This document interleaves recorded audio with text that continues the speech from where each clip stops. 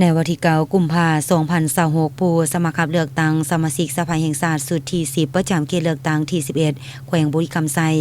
ได้สืบต่อลงโฆษณาหาเสียงอยู่สมุทรสนใหญ่ของเมืองทัพบาทมีคณะกรรมการเลือกตั้งคันแขวงเมืองคณะบริหารงานพรรคเมืองหัวหน้าองค์การนายและพลทหารนายและพลตำรวจตำรวจฮอดพนักงานวิชาการภายในเมืองเข้าร่วม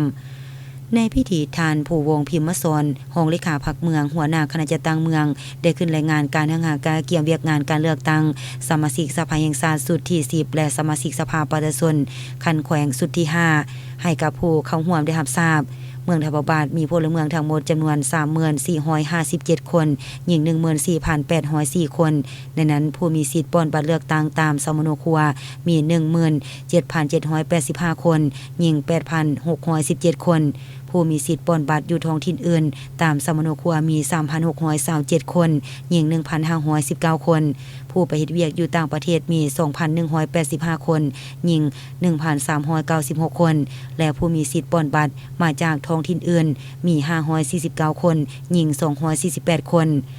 หลังจากนั้นในพิธีพระราชทานผู้สมัครรับเลือกตั้งสมาชิกสภาแห่งชาติและสมาชิกสภาประชาชนแขวงยังได้ผลัดเปลี่ยนกันขึ้นเสนอชื่อและนำเบอร์ประวัติการเคลื่อนไหวเวียกงานของตนตลอดระยะผ่านมาจนฮอดปัจจุบันให้กับบรรดาผู้เข้าร่วมได้รับทราบซึ่งในนี้ผู้รับสมัครสมาชิกสภาแห่งชาติประจำเขตเลือกตั้งที่11แขวงบุรีคำไซประกอบมี10ท่านหญิง2ท่านเลือกเอา7ท่าน